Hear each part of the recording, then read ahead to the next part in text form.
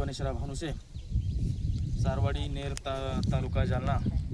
आज आमच्या गावामध्ये पीक विमा प्रतिनिधी योगेशजी जाधव यांनी या ठिकाणी आले आणि शेतीविषयी त्यांनी सखोल मार्गदर्शन केलं आणि शासनाने जे काही धोरण राबवलेलं यावर्षी सुधारित पीक विमा योजना, या योजनेअंतर्गत शेतकऱ्यांनी जास्तीत जास्त लाभ घेतला पाहिजे, पीक विमा जास्तीत जास्त भरला पाहिजे, या अनुषंगाने त्यांनी मार्गदर्शन केलं। त्याचबरोबर शेतशिवाराच्या हिशोबाने आणि जिल्ह्याच्या हिशोबाने आपण काय भरलं पाहिजे, काय नाही भरलं पाहिजे, किती शासनाने ठरवून दिलेलं त्याला हे आहे, या सर्व अनुषंगाने त्यांनी आम्हाला मार्गदर्शन केलं आणि त्या मार्गदर्शनाचा नक्कीच गावकरी शेतकरी त्याचा पूर्णपणे लाभ घेतीलच। परंतु या अगोदरही देखील त्यांचं आम्ही काम बघितलं, अत्यंत छान प्रकारे काम आहे। प्रत्येक शेतकऱ्याशी बोलणं, भेटणं, पुन्हा शेतावरती डायरेक्ट जाणं, शेतबांधावरती, आणि चांगल्या प्रकारे मार्गदर्शन असल्यामुळे त्यांनी आम्हाला याच्या अगोदर देखील जो काही आता पीक विमा आम्हाला मिळाला, रब्बी असेल, त्याच्यानंतर खरीप असेल, त्याच्यानंतर पोस्ट हार्वेस्ट असेल, या सर्वच बाबतीत आम्हाला चांगल्या प्रकारे पीक विमा उतरलेला आहे। त्याचं सर्व त्यांनी केलेलं मार्गदर्शन याचं फळ आहे।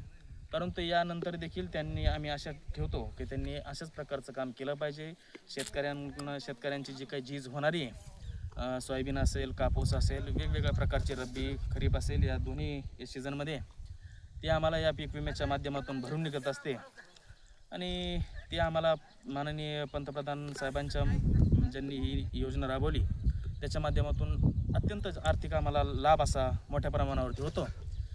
याचं खरंच आम्हाला अभिमान आहे की आपल्या शेतकऱ्यांना ठीक आहे, शेतकऱ्यांना आम्हाला कर्जमाफी नसेल मिळत, परंतु त्या निमित्ताने आम्हाला विमा मिळतो, हे मिळतो, त्याच्यानंतर वेगवेगळ्या प्रकारच्या योजना आहेत, त्याच्यातून आम्ही लाभ घेत असतो, त्यातून शेतकऱ्याला सगळ्यांना विमा मिळतो, वेगवेगळ्या घटकाला देखील याच्यातून विमा मिळतो। याचबरोबर योगेश सरांचं जे आपण काम बघितलं तर सगळ्या शेतकऱ्यांना समजावून सांगणं, पीक विमा भरलाच पाहिजे, अत्यंत गरजेचं आहे। आणि त्यांनी आत्ता पाठशाळा घेतली, त्या पाठशाळेमध्ये त्यांनी आम्हाला पूर्णपणाने चांगलं मार्गदर्शन केलेलं आहे। असंच मार्गदर्शन आम्हाला वेळोवेळी मिळत राहिलं पाहिजे अशी आम्ही आशा करू आणि विमा प्रतिनिधींचं आम्ही स्वागत करतो। धन्यवाद। जय हिंद, जय महाराष्ट्र।